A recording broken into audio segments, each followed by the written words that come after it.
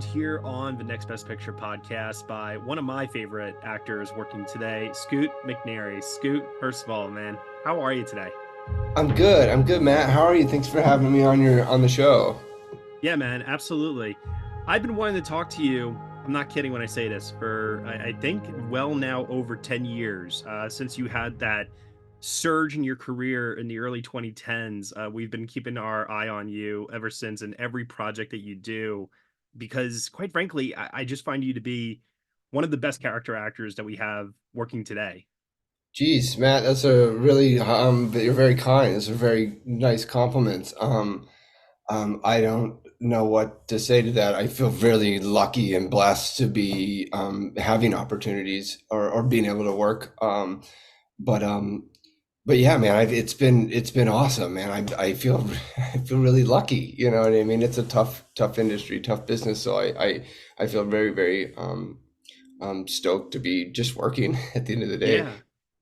No, I really feel like your presence adds so much, whether it's like a one scene moment in something like Gone Girl, or in this case here with Blood for Dust, where you are the lead of the film. I'm curious to know, what is it for you that draws you into a role? Is it what's written on the page itself, the character acting opposite other actors, the director? Like what pulls you in? Because you've done big budget films, small budget films, lead roles, supporting roles. Curious to know where your mind goes. That's a really great question, Matt. I guess I can't really answer that question, but I guess I could kind of lend to. I am a story junkie. I love stories. I love really good stories. I love stories that punch you in the gut, and I love stories that punch you in the face.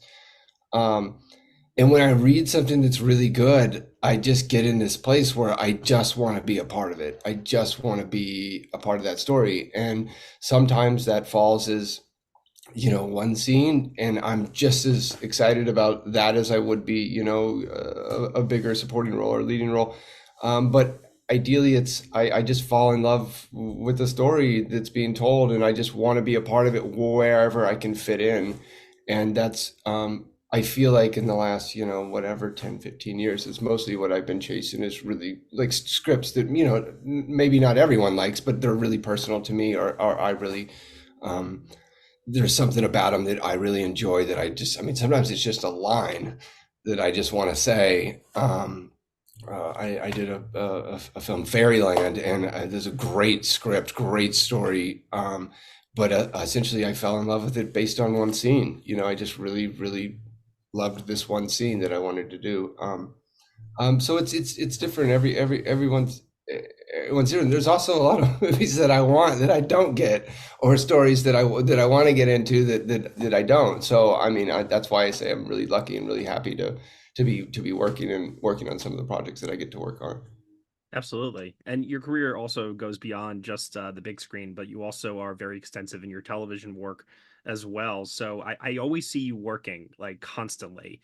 And from what I'm hearing, the way you describe it, like you're just like an ace utility player, like wherever you need to be for the story to work, you're happy to lend yourself over to the director's vision in that case.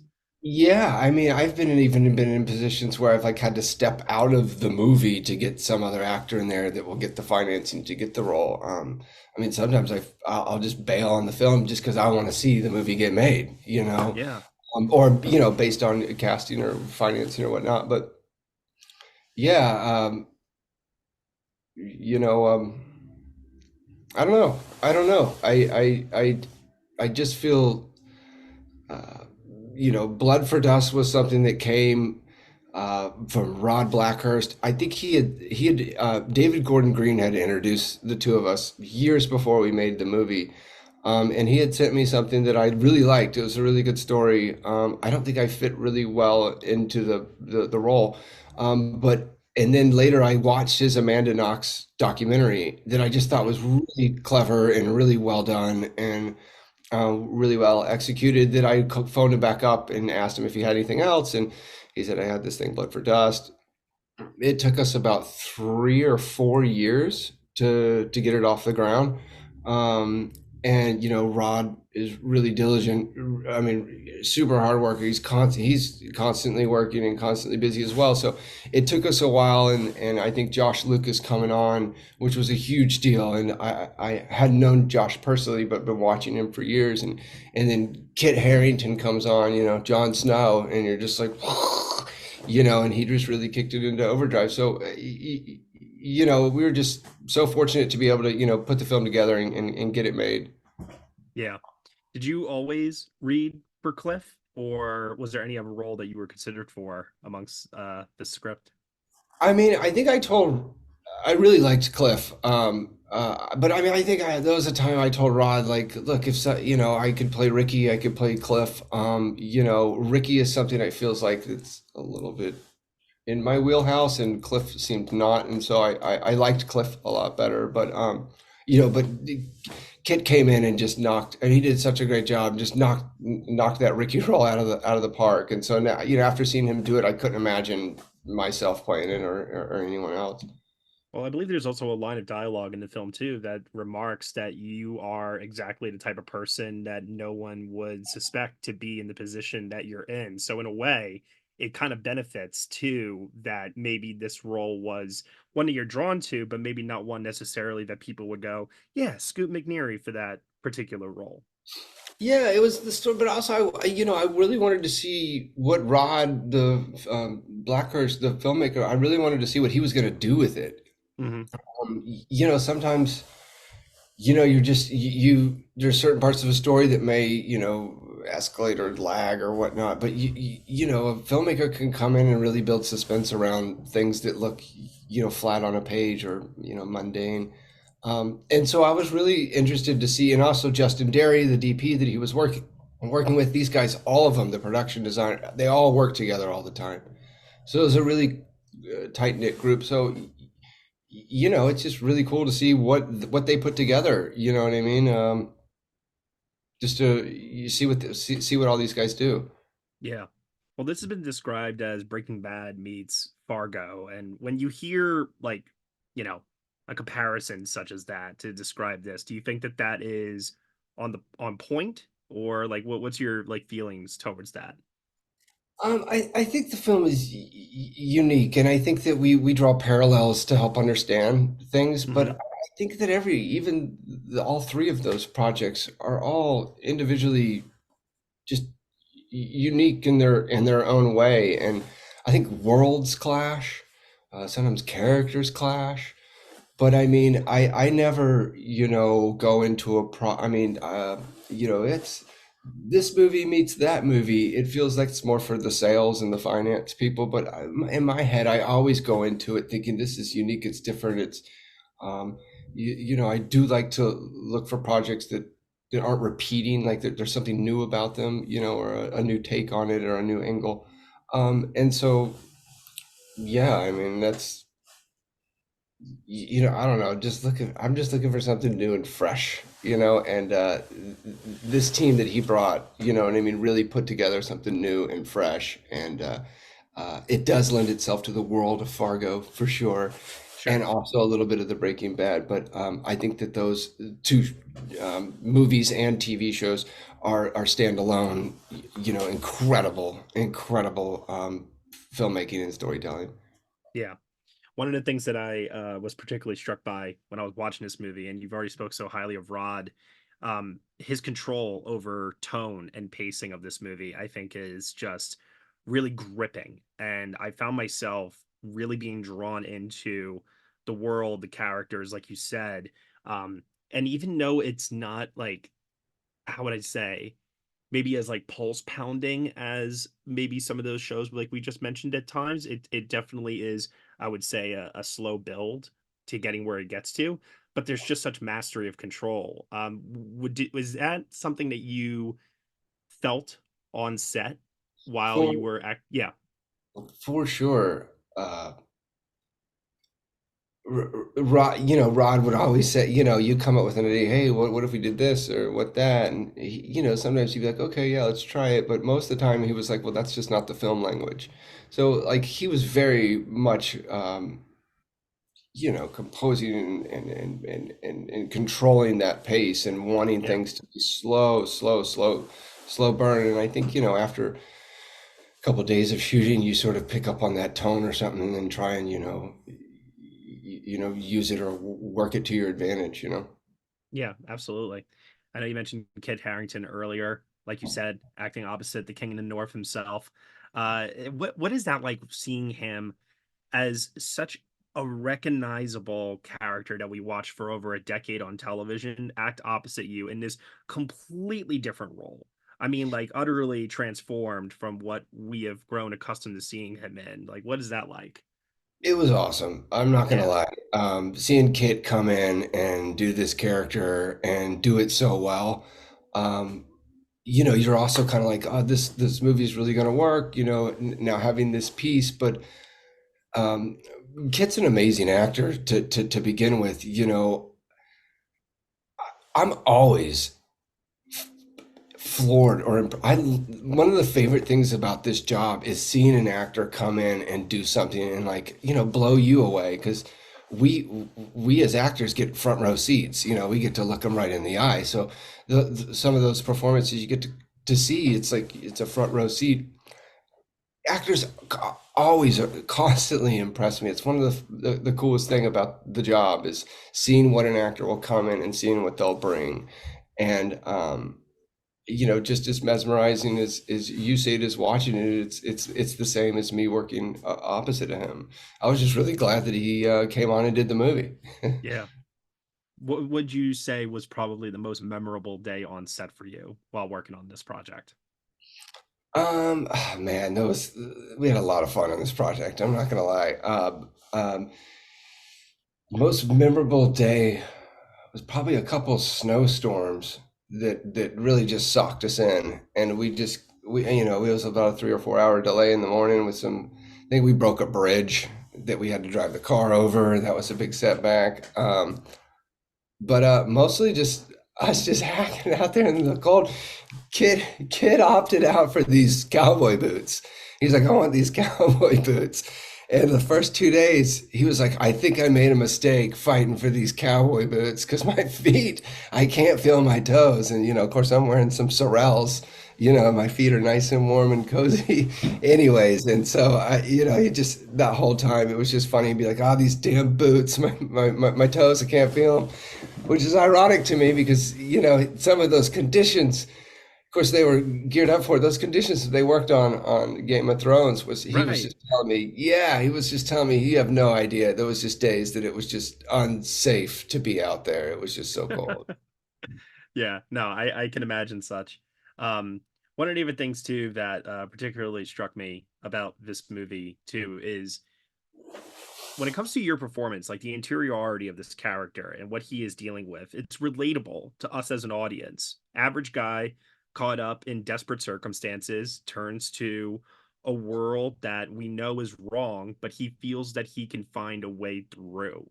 Um, what would you say, like in regards to just portraying characters who have that relatability but do push themselves to the brink is something that like as a society like I know that for us as viewers it's not like we would make these decisions or at least hopefully most of us, right? But it's something that I feel when I watch your character in this movie. um Sorry, I'm getting sidetracked. Sorry, but No, that's let me okay. bring it around. I know. Also too, when we were making this movie was the back end of pandemic. I mean, Hmm. it was very much like people, and even now, like people are struggling, with the economy or prices and inflation and whatnot. So it did the film and at the time didn't feel the character at the time didn't feel too far off from a lot of people being able to relate to it. Right. Um, an average guy that's just fallen on hard times and is doing whatever he has to do to support his family. And I think that that's a uh, a through line that many people can relate to that have been in this position. Maybe they don't do something as far as running drugs or firearms, but that feeling of feeling like I have no way out. I Yeah. have no other choices, I think is a very universal feeling, and especially during this, last couple years or so. In your world as an actor, it would be taking a film role to just pay the bills. Totally, totally. Which, we all do, you know what I Yeah. mean? Hmm. Speaking of other film roles, I saw Fairyland at the world premiere at Sundance. Oh, nice. What is the status of that film's release? I need to know. Do you know at this time? I, you know, I hear that it will come out this year. As far Hmm. as the logistics of those details or what, I'm probably not the best person to speak about it. But Sure. yes, I don't know the ins and outs of it. There was some back and forth and whatnot, but I'm really, really excited for it to come out, and Andrew Durham is really excited because the filmmaker. We're all really excited for it to get its release. So I think there was just some kinks that they had to work out, but it definitely should be coming out this year, and I think we're all really excited for everyone to see it because it's such a powerful story. Yeah. And another film that premiered at Tribeca last year alongside Blood for Dust, The Line. Another one that I very much enjoyed. I was like, man, I'm getting double Scoot McNairy here during Tribeca this year. This is amazing. But that was another gripping film. Is that one too, to your knowledge, coming out soon? I believe so. I believe that one is in the throes of a distribution. I imagine the SAG strike sort of Yeah, like yeah, kicked everything back like 6 months, and so it's really, as far as distribution on both those films, it really wouldn't be that far off if you take out that June to December date that we had last year that kind of held things up. sure, sure. No, that makes a lot of sense too. And you got obviously other films coming out later on this year with Speak No Evil and Nightbitch, particularly. But like both of those for different reasons. We're just obviously looking forward to seeing your work in both of them. The trailer for Speak No Evil just recently dropped. I've seen the original. I know what people are in store for that one. The Um, original is so good. Oh my God, it was It was, seriously the most visceral reaction I've ever had to watching a movie. I was so angry when that film was over, but in a good way. yeah, me as well. And the filmmaker, the Danish filmmaker, he did a fantastic job on it. I was really surprised that they were remaking it because I thought it was done so well, but after having read the screenplay, or the that James Watkins had written, and also I was able to see the film. It's similar themes, but a completely different film, and I'm really excited for it to come out too. It's a great cast. We had so much fun working on it. Great producers on it. It's a Blumhouse film, and so that's the first time I was able to work with them. And all in all, like I think it's October around it comes out. So Hmm. and then Nightbitch, I don't think they've released a release date yet, or if they Nope, have. December 6th. There you go. I didn't know if I wasn't allowed to say that or not. Didn't want to get in trouble. So yeah, December 6th, that should come out. And again, Mari Heller, filmmaker I've been wanting to work with a long time. She's amazing. She put together a very interesting, unique film or story that I don't feel like we've seen before. And Amy Adams is absolutely flawless in this. I Wow. wouldn't be surprised if she gets both of them for screen adaptation, directing, and acting for her for some nominations. I mean, she's really, really, really incredible in it. Well, we got to focus on you, man. We got to get you some nominations and some wins too out there, you know? I mean, And I'm just happy to be working. Don't want to be greedy. yeah, I don't blame you for that. I don't. Truly I don't. But I mean, you've been a part, I know, of a couple of SAG award winning ensembles with Argo. You were nominated with 12 Years a Slave and such, but who knows? Maybe this will be the year of Scoot McNairy when it comes to the award season trail. You never know. Yeah, you Um, never know. no, you don't. Is that something that like matters to you? Do you like think about that ever in terms of like, oh, hearing your name get called out for a nomination or two? That's a really great question. I mean, of course, it's always nice to be recognized by your peers for Yeah, the work that you're doing, and I think that that really probably means more so to the people in the business than anything. But I mean, it's definitely not something I'm striving for, and sure. I don't think that I don't know. I don't think that you can strive for it. I think that, those awards or these great performances are usually lightning in a bottle. where everything sort of lines up with the right character, the right role, the right thing, the right Yeah. timing, the right theme, everything. And so um, I have just as much fun on the set as whether it's a big award thing film or like just a little independent that maybe only 500 people will see. It's Sure. all the same. Yeah. Yeah. And a complete unknown. Are you done filming that, or do you still have days left for shooting on that? I still have a little bit of work left on that. Yeah. Okay, that's cool. How's that coming along? It's great. Again, James Mangold has been on my list for Right? a long, long time. Not to mention to, work with Timothy, and work with some of this cast and the characters that they put together. Again, it was one of those moments of like you're just kind of jaw dropped at what these actors bring to the table, and it's just mesmerizing to watch it, in a front row. So it was a Are you great playing experience. a real life character or a composite character or I could that's probably all I could say. I am playing a real life character. okay. I don't know how much that I noticed that they've kept it under wraps, so I'm just if they kept it on, I wait till somebody else splashes Yeah. information before I do because I'll probably get it wrong. Yeah. That's all right. That's all right. I just saw that you didn't have a name attached, so I was just curious, but that's totally fine.